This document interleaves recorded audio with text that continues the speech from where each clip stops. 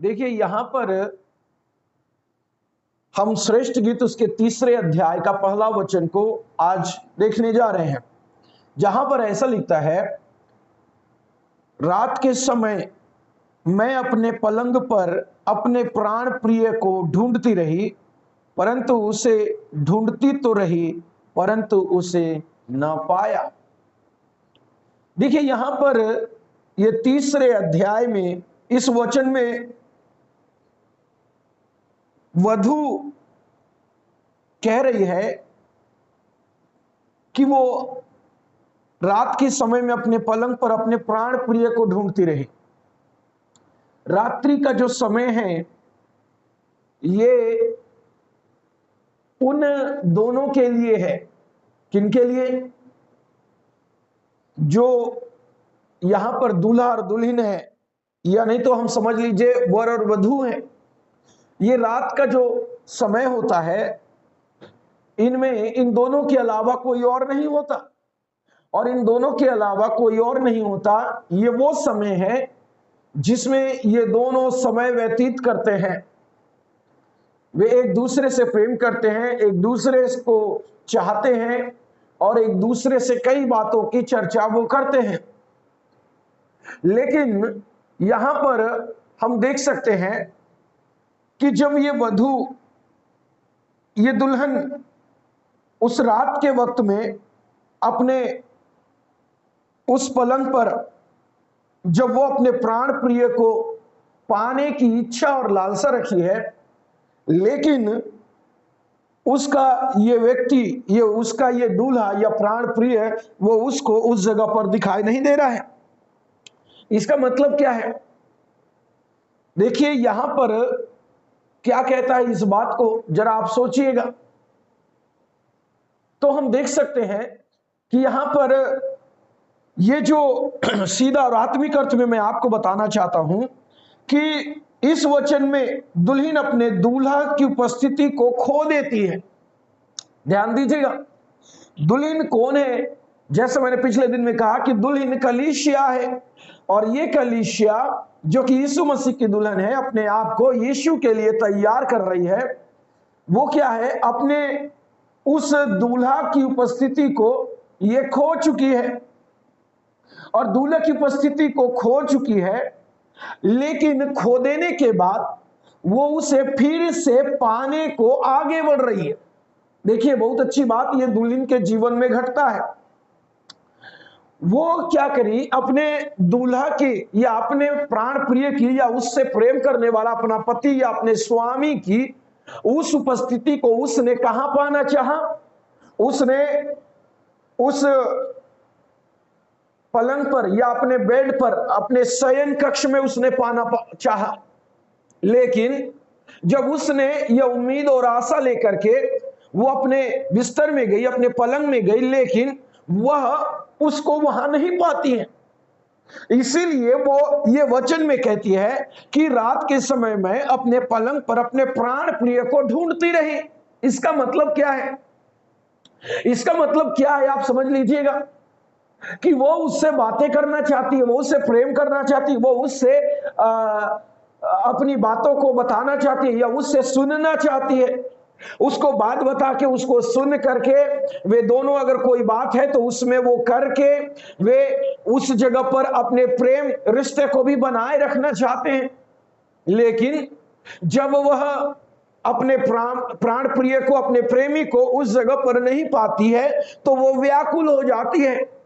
देखिए बाइबल, पवित्र शास्त्र हमें बताता है साफ साफ और सीधे शब्दों में कि कलीसिया यीशु मसीह की दुल्हन है। मैं और आप यीशु मसीह की दुल्हन है, और यीशु मसीह के दुल्हन होने के नाते मेरा और आपका यह जीवन में देखा जाता है कि कभी कभी हम परमेश्वर को अर्थात अपने प्राण प्रिय को कभी खो देते हैं।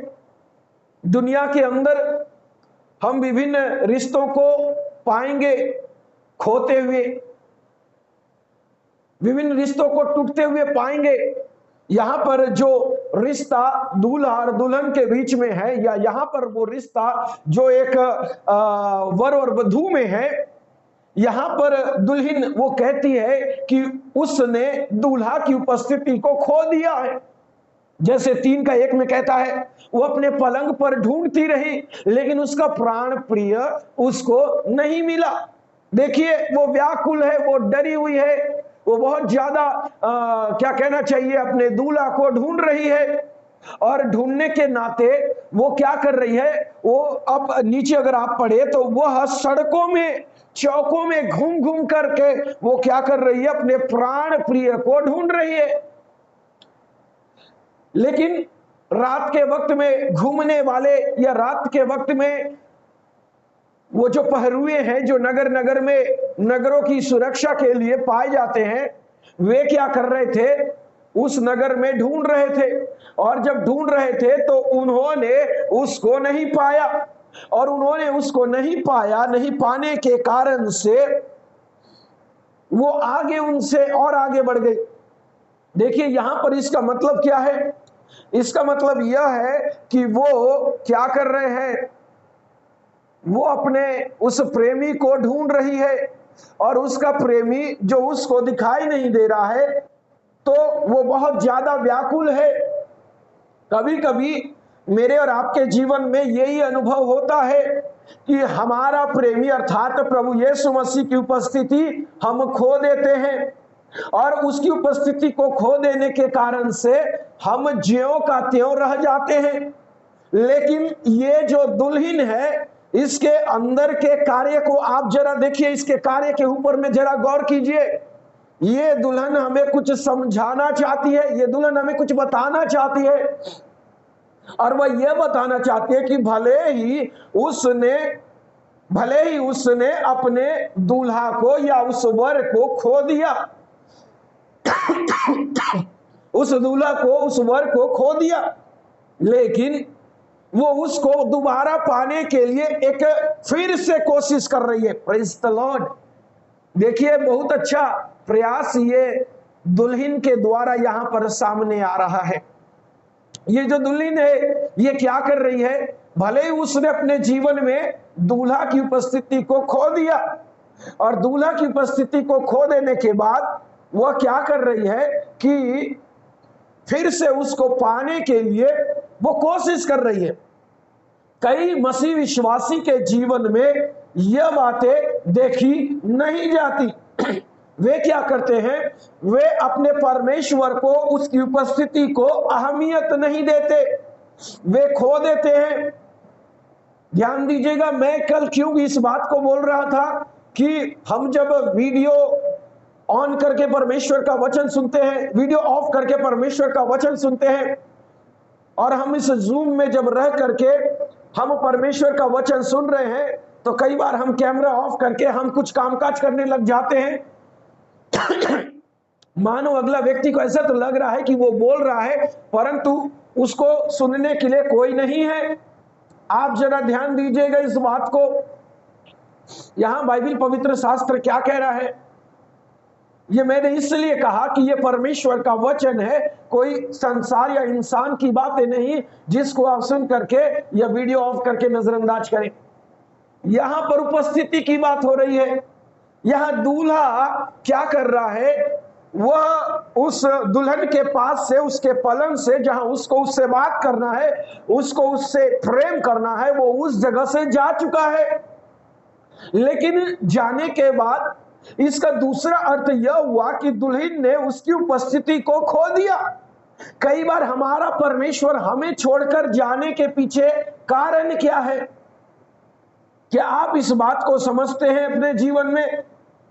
शाऊल, जिसके ऊपर परमेश्वर का अनुग्रह हुआ कि वह इज़राइल के लोगों का अधिपति बने, उनका नेता बने, उनका लीडर बने, और इसी के वास्ते परमेश्वर ने अपनी असीम आत्मा की बुद्धि, ताकत, सामर्थ और अभिषेक शाऊल के अंदर में डाल दिया था। लेकिन ये जो शाऊल है, ये शाऊल परमेश्वर की, हालेलुया, क्या कहना चाहिए कि उपस्थिति को उसने खो दिया। कैसे खोया? उसकी उपस्थिति में को खोने के पीछे का कारण यह था कि परमेश्वर की आज्ञाओं को तोड़ना और आज्ञाओं को तोड़ के पाप कमाना। इसी कारण से बाइबल पवित्र शास्त्र पहला शमूएल 16 अध्याय के 14 वचन में कहता है कि परमेश्वर का आत्मा शाऊल के जीवन से उठ चुका था। मेरे प्रियो, अगर ऐसी बात है तो परमेश्वर की आत्मा हमारे जीवन से उठ जाना या नहीं तो फिर चले जाने का अर्थ क्या है? कि प्रभु हमारे बीच से चला गया है, प्रभु हमारे बीच से वो जा चुका है। अब प्रभु हमारे बीच से जो जा चुका है तो फिर शाऊल ने कभी भी उसकी उपस्थिति को पाने का यत्न नहीं किया। आज बहुत से विश्वासी ऐसी पाप में पड़ जाते हैं, पाप में गिर जाते हैं और पाप में गिर करके वो ऐसे ही रह जाते हैं। मेरे प्रिय, शॉर्ट कमिंग्स मनुष्य के जीवन में आता है, कमियां त्रुटियां मनुष्य के जीवन में आता है, लेकिन वो त्रुटियां वो कमियां आप समझ लीजिए उसमें हो जाने के बाद, उसमें गिर जाने के बाद क्या हम फिर से कोशिश न करें दोबारा उठने की? हमें उठना चाहिए। शाऊल ने कोशिश नहीं किया कि हे परमेश्वर मैं दोबारा उठूंगा, मुझे फिर से अपनी आत्मा की उपस्थिति से भरिए, मुझे अपनी आत्मा की उपस्थिति दीजिए। ये शाऊल भी प्रार्थना कर सकता था, लेकिन उसने ऐसा नहीं किया। लेकिन उसी जगह पर हम दाऊद को देखते हैं। दाऊद जो कि परमेश्वर का जन है और उसको भी परमेश्वर ने शाऊल के बाद में इज़राइल का राजा बनने के लिए उसको तैनात किया था, उसको नियुक्त किया था। दाऊद के जीवन में जब पाप आया तो वो पाप दाऊद के जीवन में आया जरूर, और परमेश्वर के भक्त के द्वारा जब इस पाप की व्याख्याता हुई तो दाऊद ने अपने पाप को स्वीकारा, उसे माना और उसे छोड़ करके दोबारा परमेश्वर में आने के लिए यह प्रार्थना किया कि हे परमेश्वर मेरे अंदर शुद्ध मन स्थिर कर, मेरे अंदर शुद्ध मन उत्पन्न कर और मेरे अंदर स्थिर आत्मा नए सिरे से उत्पन्न कर। कई बार विश्वासी और सेवक और प्रभु के ऐसे कई भक्त लोग, प्रभु के ऐसे अनुयायी डरवैये लोग अपने जीवन में कई गलतियों को करके वो परमेश्वर की उपस्थिति को खो देते हैं, और परमेश्वर की उपस्थिति को खो देते हैं और परमेश्वर की उपस्थिति उनको दिखाई नहीं देती, उनको समझ में नहीं आता। फिर परमेश्वर जो उनसे एक समय में बात करता रहता है, दर्शन देता रहता है, वचन देता रहता है, प्रकाशन देता रहता है, अगुवाई देता रहता है, मार्ग दिखाता रहता है, वही परमेश्वर जब उनके पास से चले जाता है तो उनको तनिक भी पता नहीं चल पाता, थोड़ा भी पता नहीं चल पाता। सोचिए, आज इस दुनिया में अगर एक इंसान दूसरे इंसान को अवॉइड करने के कारण से उसमें से दूरी बनाकर रखे तो एक व्यक्ति को उसमें से समझ में आ जाता है, उनकी प्रतिक्रियाओं को देखते हुए उस व्यक्ति को समझ में आ जाता है। अगर एक सामान्यतः व्यक्ति को समझ में आ जाता है कि कोई मुझे अवॉइड कर रहा है, कोई मुझे क्या कहना चाहिए अपने से दूर कर रहा है, तो ये हमारे जीवन में खटकता है। अगर ये ऐसा है तो आप आत्मिक जीवन में जरा सोचिए, आत्मिक जीवन के अंदर में अगर परमेश्वर हमको अवॉइड करता है तो उस जगह पर क्या होगा? परमेश्वर हमको अवॉइड करता है, परमेश्वर हमसे दूरी बनाता है, तो हमें क्या पता नहीं चलना चाहिए? क्यों पता नहीं चलना चाहिए? पता चलता जरूर है, क्योंकि जब एक सामान्य तौर हमारा मित्र, हमारे लोग अगर हमको अवॉइड करे तो हमको पता चलता है, इतनी समझ हमारे अंदर है। तो फिर जब आत्मिक जन होने के नाते परमेश्वर हमारे कामों के कारण से जब हमको अवॉइड करे तो क्यों हमको पता नहीं चलता है? क्या आप जरा इस बात को सोच सकते हैं? पता चलता है मेरे मित्रों, लेकिन हम उन पता चलने वाली बातों को दबा कर रख देते, नजरअंदाज कर देते, उसको किनारे करके अपनी राह बना लेते। इसी के कारण से ये बातें देखी जाती है। क्या शाऊल को यह बात पता नहीं चला होगा कि परमेश्वर उसके पास से चला गया, उसको अवॉइड कर दिया? बेशक उसको भी पता चला होगा, क्योंकि उसको भी परमेश्वर की आत्मा का स्वाद मिला था और उसने भी परमेश्वर की आत्मा का स्वाद चखा था, परमेश्वर की सामर्थ्य को महसूस किया था, उस अभिषेक की शक्ति क्या है उसको पहचाना था। लेकिन हुआ क्या, जब परमेश्वर उससे बातें कर रहा है फिर भी शाऊल सुधरना नहीं चाहता, फिर भी शाऊल सुधरना नहीं चाहता था, फिर भी शाऊल परमेश्वर के वचन को किनारे करके अपनी बातों को रखता था। तो ऐसे में क्या शाऊल के जीवन में फिर से होगा या प्रार्थना करने के लिए, हे परमेश्वर तेरे मेरे अंदर स्थिर आत्मा नए सिरे से उत्पन्न कर? नहीं।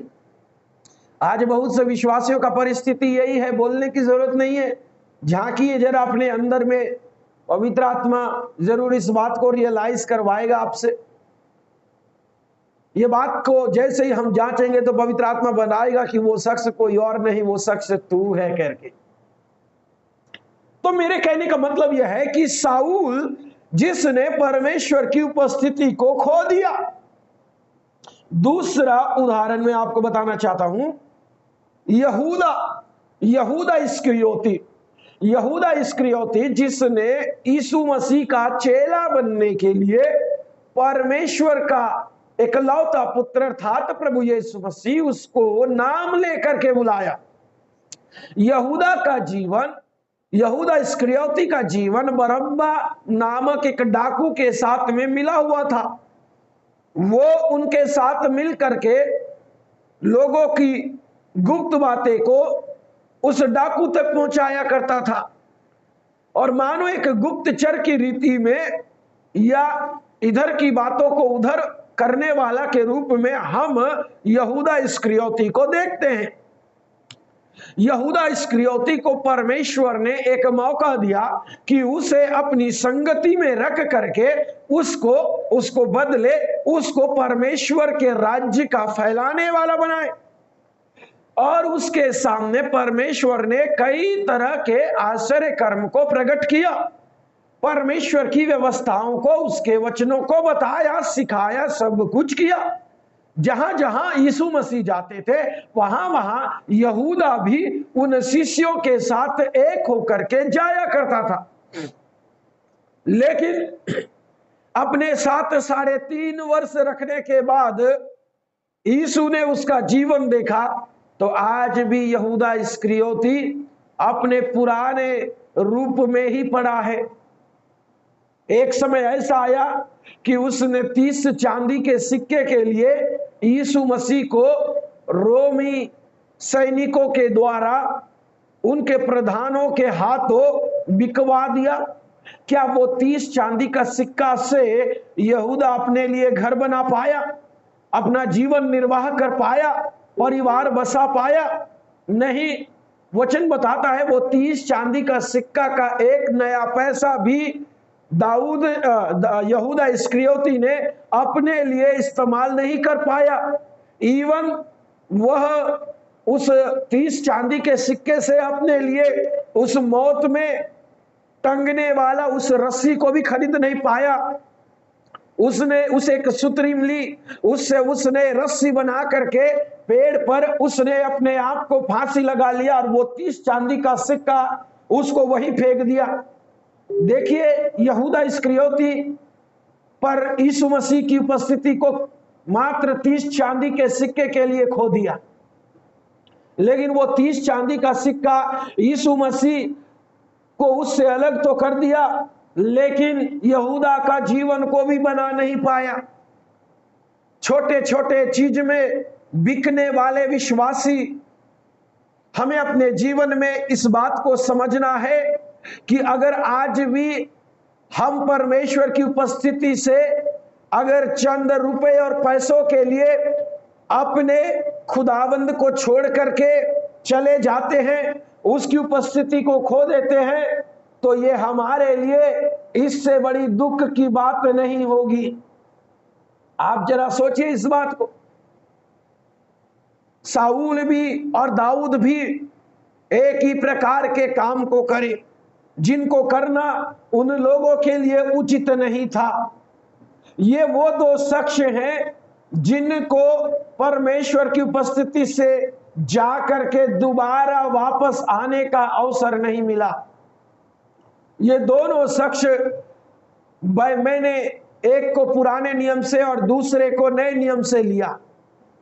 अब दूसरे दो शख्स को मैं आपके बीच में रखना चाहूंगा, जिसमें से एक पुराना नियम का होगा और एक नया नियम का। तो पुराने नियम के शख्स को मैं आपके बीच में रखना चाहता हूं, जिसका नाम सिमसोन है। सिमसोन, यदि आप न्यायियों की किताब पढ़े तो न्यायियों की किताब में सिमसोन का जीवनी पाया जाता है। और सिमसोन जो कि न्यायियों की किताब में एक नायक के रूप में, एक हीरो के रूप में परमेश्वर उसको खड़ा किया है।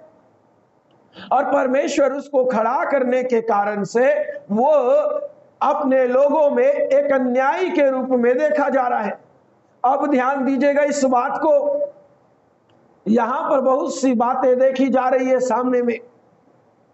यह हो रहा है कि ये जो सिमसोन है परमेश्वर का नाज़ीर कहलाता है, और इसको परमेश्वर ने एक विशेष कार्य के लिए इसको चुन करके रखा है। लेकिन इसने क्या किया, जिंदगी भर जो काम को नहीं करना चाहिए वही काम को करता आया। अन्य जातियों को इसने क्या किया, अपनाया था, वैसा काम करता रहा। अन्य जाति में पाई जाने वाली एक लड़की से इसने प्रेम किया, और वो प्रेम आगे भी बढ़ गया कि वह उसका रिश्ता मांगने के लिए भी तैयार हुआ। कुछ दिन और देखते हैं, कुछ दिन के बाद वहां पर ऐसा होता है कि उसने एक मरे हुए पशु का भी मांस खाया, जो बाइबल के मुताबिक उसको करना नहीं था। आगे और आप बढ़िए तो समझ में आता है कि दलीला नामक एक अन्य स्त्री, अन्य जाति की स्त्री से भी उसने प्रेम किया। और ये दलीला नामक स्त्री जो कि अन्य ईश्वर को मानने वाली स्त्री थी, इसने अपने प्रेम में सिमसोन को इतना फंसाया कि वह उसके सामर्थी होने का बल को ढूंढती रही, सामर्थी होने का बल को वह खोजती रही। और उसका प्रयास यह था कि किसी भी रीति से मैं सिमसोन की उस सामर्थ्य का राज्य को जानूं और उसको अलग करूं। मेरे प्रियो, सिमसोन की सामर्थ्य का राज्य परमेश्वर की उपस्थिति था। देखिए, बाइबल पवित्र शास्त्र इस बात का उजागर करता है कि जिस दिन सिमसोन के बाल उसके सिर से अलग किए गए काट करके, उस दिन सिमसोन को यह रियलाइज हुआ कि परमेश्वर उसके पास से जा चुके थे, उसकी उपस्थिति उसके पास से जा चुकी थी। आप इस बात को जरा समझिएगा, सोचिएगा। यहां पर आपको यह बात समझ में आएगा कि कभी कभी अन्य लोगों का, अन्य जाति के लड़कों का, अन्य जाति के लड़कियों का हमारे जीवन में दखल अंदाजी क्यों होता है कि उसको हमें अपने परमेश्वर यहोवा से अलग करने के लिए। यह शत्रु के द्वारा आपके जीवन में साधा गया प्रहार है। आप इसको समझ लें। अगर समझ लेंगे तो कहीं जाकर के आप अपने जीवन के अंदर में आप बचाव पा सकते हैं, उस गिरने वाली अवस्था में से बच सकते हैं। और अगर नहीं तो फिर रोने के लिए भी जिंदगी भर तैयार रहिएगा। ये आपके जीवन में जरूर घटेगा अगर आपका जीवन में ऐसा बात देखी जाती है तो। इसलिए सोचिए, सिमसोन की राज को जानने के लिए दलीला ने हर भरसक प्रयास को किया, और सिमसोन वो एक बार, दो बार, तीन बार वो उसके झांसे में नहीं आया। लेकिन याद रखिए, विश्वासी लोग इतना प्रयत्न और इतना कोशिश नहीं करते जितना प्रयत्न और कोशिश शैतान करता है आपको बर्बाद करने के चक्कर में। आप चुप हो जाएंगे, आपकी मेहनत दम तोड़ देगी, आपका कोशिश नाकामयाब हो जाएगा, लेकिन शैतान वो कभी कोशिश करने से थकता नहीं है, वो प्रयत्न करने से पीछे हटता नहीं है। वो निरंतर जब तक उसका एम, उसका लक्ष्य आपके जीवन में पूरा न हो जाए, या वो जो सोचा है वो उस बात को आपके जीवन में पूरा होते हुए नहीं देख ले, तब तक वो ये प्रयत्न करता ही रहता है। तो ध्यान दीजिएगा इस बात को मेरे प्रियो, अभी भी वक्त है। अगर ऐसा है तो अपने आप को रोक ले, अन्यथा हम क्या कहेंगे अपने विषय में। तो इस तरह से सिमसोन अपने जीवन में वो बर्बाद हो गया, और बर्बाद होने के नाते वह फलिस्तियों द्वारा मजाक का कारण बन गया। जब बाइबल पवित्र शास्त्र बताती है कि जब सिमसोन के बाल उसके सिर से मुंडवाए गए, तो सिमसोन एक आम आदमी बन चुका था, क्योंकि परमेश्वर उसके साथ, उसके पास से जा चुका था। जिस दिन परमेश्वर आपके पास से चले जाएंगे, उसी दिन ध्यान दीजिएगा आपकी आइडेंटिटी, आपकी पहचान एक आम आदमी में हो जाएगा। जिस दिन आपका खुदावन आपके साथ है, तब तक आप अपने जीवन में उस मूल्य को महसूस करेंगे, लेकिन जिस दिन अगर वो आपसे दूर हो जाए, तो उसी दिन आप एक साधारण इंसान के रूप में जाने और पहचाने जाएंगे। तो परमेश्वर उस जगह से दूर हो गया और सिमसोन साधारण मनुष्य बन गया। और अब फलिस्ती उसके साथ खिलवाड़ कर रहे हैं, उससे हंसी मजाक कर रहे हैं। फलिस्तियों ने उनकी दोनों आंखों को फोड़ दिया, और सिमसोन समय समय पर उन फलिस्तियों में क्रीड़ा करने का, मनोरंजन करने का, तमाशा करने का, हंसी मजाक करने का पात्र बन चुका था। अब ध्यान दीजिएगा, धर्मियों को क्या ऐसा हंसी मजाक बनने का पात्र बनना क्या शोभा देता है? लेकिन ये लोग जब समझते नहीं, तो जाकर के हंसी मजाक का पात्र बन जाते हैं औरों के बीच में। इसलिए आज भी मसीह सोसाइटी, मसीह समाज की छवि अन्य समाज के बीच में क्यों गिरी हुई पाई जाती है? वो उनके कारणों के कारण से। समझिए इस बात को। बाइबल पवित्र शास्त्र वो आईना है जो आपको आपकी वास्तविकता को प्रदर्शन करता है, दिखा कर रख देता है। तो सिमसोन जब वो तमाशा करने लगा, फिर उसने एक दिन रियलाइज किया कि मैंने परमेश्वर के विरोध में पाप किया है। और उस दिन उसने मन फिराया, और मन फिरा करके उसने क्या किया? फिर से परमेश्वर से प्रार्थना किया, और फिर से परमेश्वर से प्रार्थना करके उसने दोबारा परमेश्वर की सामर्थ को मांगा। अब इस समय सिमसोन के सिर पर बाल नहीं है, फिर भी प्रभु उसके उस हृदय को, पश्चातापी मन को देखा और उसके करीब आया। जब परमेश्वर सिमसोन के करीब आया, तो मेरे प्रियो सिमसोन फिर से सामर्थी हो गया। एक ही झटके में, सोचिए, एक ही झटके में, एक ही दिन में सिमसोन के सिर पर बाल उगे नहीं। बचपन से लेकर अब तक उसका सामर्थ का कारण उसका बाल था, लेकिन जिस दिन बाल उसके सिर से मुंड करके नीचे गिरा दिया गया, सिमसोन एक सामान्य व्यक्ति था, बन चुका था। लेकिन जिस दिन परमेश्वर यहोवा अपनी उपस्थिति के साथ सिमसोन के करीब आया, उस दिन फिर से एक ही झटके में सिमसोन सामर्थी बना। और वचन कहता है, यदि आप न्यायों 16 अध्याय 28 से 30 तक पढ़े, तो वहां समझ में आता है आपको कि सिमसोन ने परमेश्वर से प्रार्थना किया कि हे परमेश्वर, मेरी भुजाओं में ताकत दे, ताकि इन अन्य लोगों को मैं यही मार दूं। परमेश्वर ने उसकी भुजाओं में, उसकी बाहू में, हालेलुया, वो बल दिया कि सचमुच में मेरे प्रियो, उसने उस सामर्थ्य को अपने शरीर में, अपनी बाजुओं में महसूस किया। लेकिन सिमसोन ने यह प्रार्थना भी किया कि हे परमेश्वर, इनके साथ मेरा भी प्राण ले लिया जाए। तभी उस जगह पर ऐसा हुआ कि फलिस्तियों के साथ में सिमसोन भी मारा गया, या वो स्वयं अपने मरने का कारण बना। सोचिए मेरे प्रियो, इसका मतलब क्या? इसका मायने बहुत अच्छा है। बहुत लोग सिमसोन को यह कह करके नकारते हैं कि सिमसोन अपनी मौत खुद मरा है, लेकिन आप आत्मिक बातों में इस बात को समझिए उसने जिंदगी भर अपने परमेश्वर से के विरोध करता रहा, उन कार्यों को करते हुए जिसको एक नाजीर को करना कभी उचित नहीं था। लेकिन उसने जिस दिन दोबारा मन फिराया, पहले समय में उसने मन नहीं फिराया इसलिए वैसा काम करता रहा, लेकिन पलिश्तियों के बीच में उन खंभों के दोनों बीच में जब वह अपने आप को बंधा हुआ पाया तो उसने मन फिराया, परमेश्वर की ताकत को महसूस किया और महसूस करके वो ये बोला कि हे परमेश्वर, मैंने इस सामर्थ को अब पाया है, दोबारा अब इसे खोना नहीं चाहूंगा। अगर मैं आज के बाद जीवित रहा तो शायद मैं फिर से पुराने जीवन की चाल चलने लगूं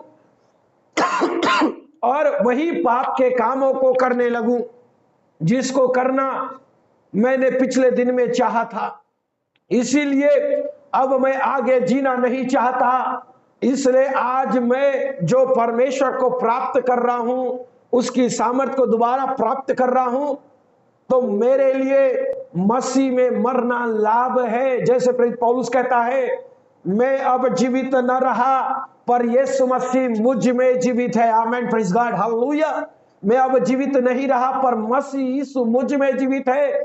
इस जगह पर सिमसोन ये कहता है कि हे परमेश्वर, अब मैं आगे पुराने जीवन में नहीं जाना चाहता, इसलिए जो जीवन पाया मैं उसको मृत्यु तक जीना चाहता हूं। आमीन। इसीलिए उसने उस सामर्थ को जब प्राप्त करके उन दोनों खंभों को खींचा, तो दोनों खंभों को खींचने के बाद उसने ये प्रार्थना भी कर लिया कि हे परमेश्वर, मैं तुझ में ही, तेरी सामर्थ और तेरी उपस्थिति में ही मरना चाहता हूं। देखिए, ये विश्वासी की पहचान होनी चाहिए, जिए तो मसीह के लिए, मरे तो मसीह के लिए। प्रेरित पौलुस कहते हैं, मेरे लिए मसीह में मरना लाभ है। Praise the Lord. मेरे लिए मसीह यीशु में जीना और मरना लाभ है। क्या आज हम ये बोल सकेंगे? दूसरा उदाहरण नए नियम से मैं आपको देना चाहता हूं, बिल्कुल सटीक समय में। दूसरा उदाहरण है हमारे बीच में पतरस ने अपने जिंदगी में यीशु मसीह का चेला बनने का एक अनुग्रह पाया। वो पतरस जिसके अंदर कठोर विश्वास और हिम्मत था, उसने बाकी के विषय में बोला कि हे परमेश्वर, बाकी के बारे में मैं नहीं जानता कि ये क्या करेंगे, लेकिन मैं तेरे साथ मृत्यु तक भी आऊंगा। मरकुस 16 अध्याय उसके 72 वचन में और लूका 22 अध्याय उसके 62 वचन में। लेकिन मेरे प्रियो, यहां पर जब आप परमेश्वर के वचन में पढ़े तो पतरस ने यीशु मसीह को 3 बार नहीं जानता बोल करके बोला, लेकिन नहीं जानता बोल करके बोला और उसी समय मुर्गे ने 3 बार बांग दिया। तो यीशु की बातें पतरस को स्मरण आई, और जब स्मरण आई तो वचन कहता है, इन वचनों में जो रेफरेंस मैंने आपको दिया है उसमें पतरस फूट फूट कर रोया, फूट फूट करके रोया, बिल का पश्चाताप किया, जो उसने किया था उससे माफी मांगी, और परमेश्वर ने उसके पाप को क्षमा किया और दोबारा उसको खड़ा करके परमेश्वर अपनी महिमा को स्थापित किया है। मेरे प्रियो, इससे ज्यादा मैं अभी बोलना नहीं चाहता क्योंकि समय खत्म हो चुका है। आप एक ही बात को मैं आपके बीच में बोल करके समाप्त करूंगा। इस वचन में दुल्हन अपने दूल्हा की उपस्थिति को खो देती है, लेकिन फिर से उसे पाने को आगे बढ़ती है। इसका मतलब यह है कि हम भी जब अपने जीवन के अंदर में परमेश्वर की उपस्थिति को खो देते तो हमें वैसा ही नहीं बैठना है। एक प्रयास उसकी उपस्थिति को पाने के लिए जरूर करना है, एक प्रयास उसको पाने के लिए, जिसमें मैंने सिमसोन और पतरस का उदाहरण दिया। ये हमारे बीच में बहुत अच्छा है इनको मानने और इनको सीखने के लिए। इसलिए मेरे प्रियो, आज की क्लास में जैसे यहां पर 3 अध्याय का 1 में लिखता है कि रात के समय मैं अपने पलंग पर अपने प्राण प्रिय को ढूंढती रही, मैं उसे ढूंढती तो रही परंतु उसे ना पाया। जब हम एक प्रयास करेंगे और प्रयास करते हैं तो आखिरी वचन, 4था वचन को मैं आपके बीच में रखना चाहता हूं। उसने बहुत ढूंढा, पहरुओं से पूछा, नहीं पाया, वहां से आगे बढ़ गई तो मुझको उनके पास से आगे बड़े थोड़ी ही देर हुई थी कि मेरा प्राण प्रिय मुझे मिल गया, मैंने उसको पकड़ लिया और उसको जाने ना दिया। ये यीशु है, ये आपका प्राण प्रिय है, इसे पकड़े, इसे छोड़े नहीं, इसे जाने ना दे, यही आपको परमेश्वर के राज्य में लेकर के जाएगा। आमीन। इस क्लास को यहीं समाप्त करता हूं, कल हम इसके आगे भाग को देखेंगे। प्रभु आप सभी के जीवन में आशीष करे। आप सभी को जय मसीह की।